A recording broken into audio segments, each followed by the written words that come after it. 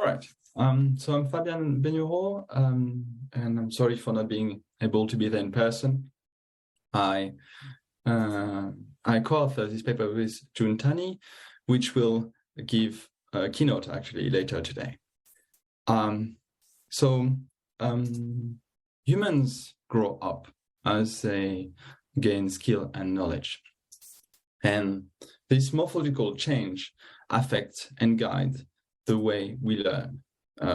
For instance, a baby cannot learn how to walk before having the muscle to be able to stand. And this observation started us thinking about a rather peculiar idea.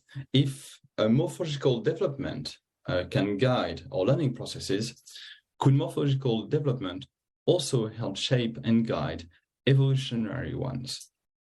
And in biology, there's this clear hierarchy between evolution that happens at the timescales of generation, development that happens at the timescales of the lifetime of the individual, and then behavior that happens from moment to moment. And what we're trying to do in that paper is to switch up the evolution and development hierarchy and to put development on top of evolution. And of course, we can't do that with animals or humans, but we can do that with robots. And so what this sort of developmental evolution looks like is that we take a population of robots, and the first generation of those robots are babies. They have weak and small bodies, and then each generation grows up. So from one generation to the next, the robots become a bit taller, a bit stronger, a bit heavier. And after a while, the generation reach adulthood. And how that works with an evolutionary algorithm, we have a population of 20 robots that share the same morphology, and that's quite important. And then they evaluated on a task. Here's going to be a simulated walking task. The robot have to walk as fast as possible in 60 seconds. And the 5 best are survive and are selected, and they generate each of them 3 offsprings. And those survivors and offsprings are going to constitute the next population of robots, the next generation. And in between this reproduction and evaluation step, there's going to be a morphology update. And I want to stress this a lot. The morphology doesn't change during evaluation, doesn't change during behavior. It changed in between generations. And the robot of the same generation share the same morphology. Okay, so now we need robots that can grow up. And for that, we actually build our own robots. And so we took with point masses and spring. And so we take 2 point masses and we link them with a spring. And then we take 2 more and link them with another spring and to the first ones, and then at diagonal struts for structural integrity. And the thicker side spring that you can see here are going to be the muscles, and they're going to work antagonistically. So when one contracts, the other expands. And if we send a sinusoidal signal to that little muscle cell, it's going to be able to move. And if we add 3 more of those little muscle cells on top of each other, we can increase our range. And as you can see here, contraction is red and extension is blue. All right. And if we had 1 more group of those or 4 cells on top of this one, we can give it another muscle signal, another set of motor commands by changing just the phase and amplitude of our sinusoidal signal, and we start to have some more complex movement. And we need only 4 parameters, the 2 phase and 2 amplitudes, to characterize that movement. So we're going to build robots with 6 of those tentacles. Those are going to need 24 parameters to specify the controllers. And if we add some gravity to that situation here, we now have a robot that is flailing on the floor.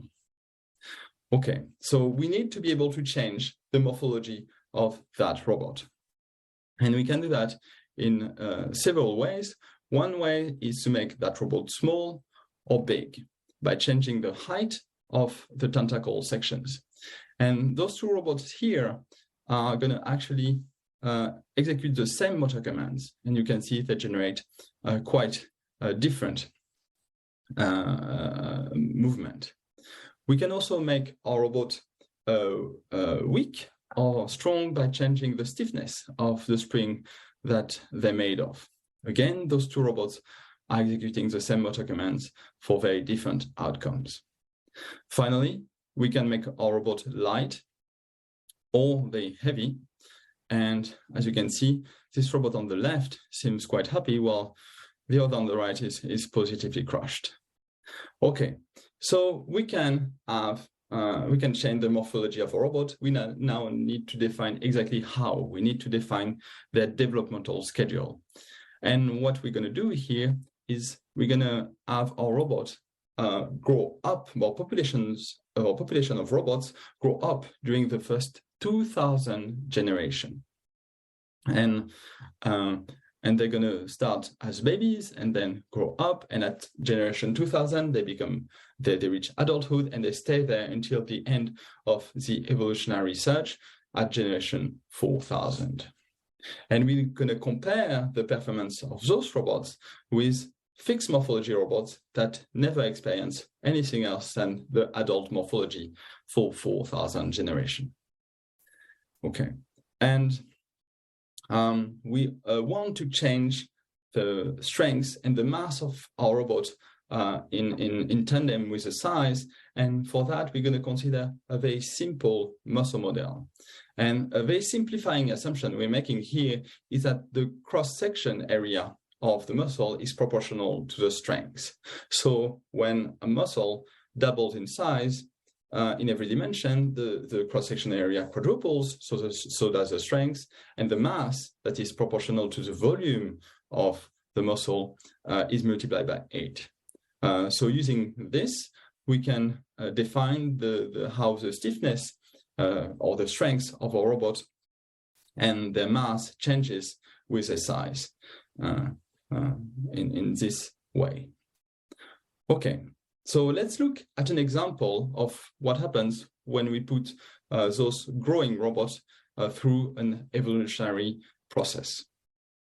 So we're going to look at our developmental case with robots starting at half the size and a quarter of their strength and an eighth of their mass. And at generation, we're going to look at the champion of generation 10 at the very start of the developmental process. The champion of generation 500 during the developmental process, and the champion of the end of the evolutionary search for the developmental case, and we're going to compare it to the end performance and the end behavior of the fixed morphology scenario. Okay, and what we can see right away here is that at generation 10, here, those robots are weak and small, and they have a lot of difficulty moving along the ground. The second thing is that at generation 500, our still developing robots actually display performance fitness that is very similar to the fixed end performance of the fixed morphology. And finally, our developmental robot at the end of their evolutionary process have found much better behavior than the fixed morphology one. And if we put a little dot for all the robots of all the generation of those two processes on the plot, we obtain this. And as you can see here, the fixed morphology case without development displays a rather canonical fitness curve that plateaus after a while, but the developmental case in pink here is much more complex. We start, as we've seen with generation 10, with very small, very low fitness, and then we increase quite rapidly. We actually overtake the fixed morphology case, but since those robots are still developing, those morphology here are not comparable. What we see is that during development, our population of developing robots experience collapse in fitness from which they recover. And after development, ends at generation 2000, the fitness stabilizes and finishes at a much higher level than the fixed morphology robot. And here, in those 2000 generation, those morphology are the same for both populations, and they're comparable. And of course, that's only one run, but if we perform 100 of them, we obtain this, and we can see that our developing robot displays statistically significant increase in fitness that is actually quite large. Okay. And once we have this result, the question is why? And one way that we started to answer that question is to look at how those two evolutionary research explore the fitness landscape. And if we do a PCA of our fixed morphology search, we see that we obtain this. We start here at generation 1, and then we go there, and this only displays the champions and their ancestors here. And at generation 2000, we're here, and at generation 4000, we're here.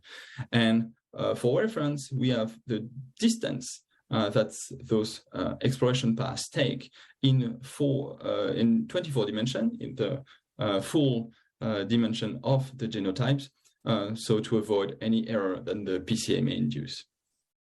And when we compare this to the developmental case, we obtain this for the first 2000 generation. And as you can see, the evolutionary process explores much more of the fitness landscape during the first 2000 generation here, during development, while the robots develop. And one way to understand it is to consider that every time the robot changes its morphology, the fitness landscape changes as well.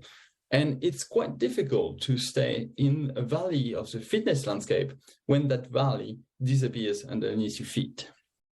And this is confirmed by looking at the next 2000 generation here, when there is no development anymore, and when the exploration stays local. And this is confirmed by the distance in 24D dimension.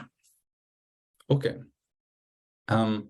We actually replicated and applied our method on some robot of the literature, 3D voxel robot that on a task that was proposed by Krigman and colleagues in 2018.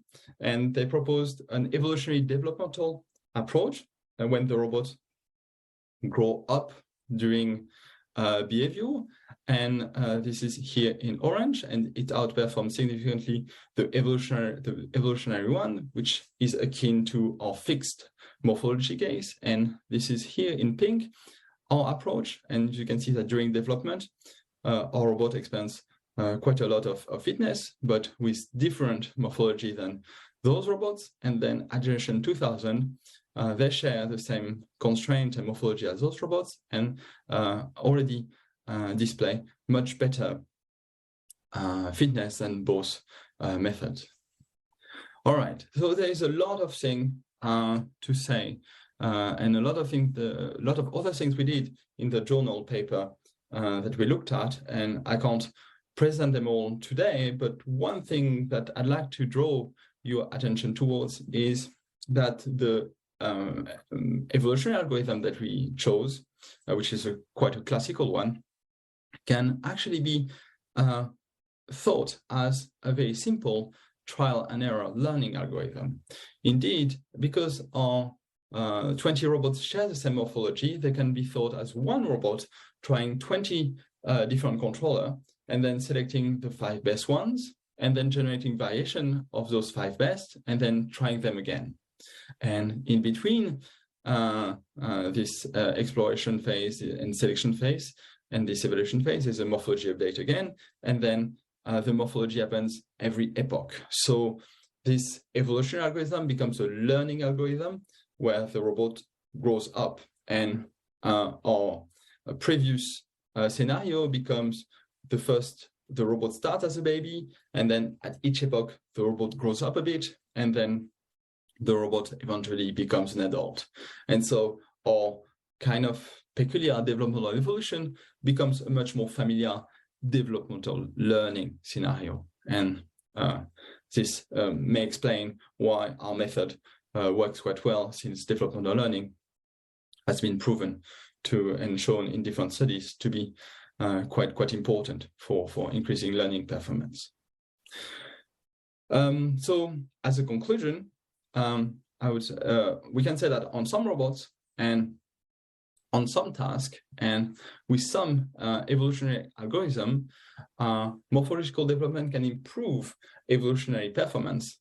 And it does this by continually modifying the PTH landscape and thus preventing premature convergence and promoting exploration. And on that note, I thank you for your attention.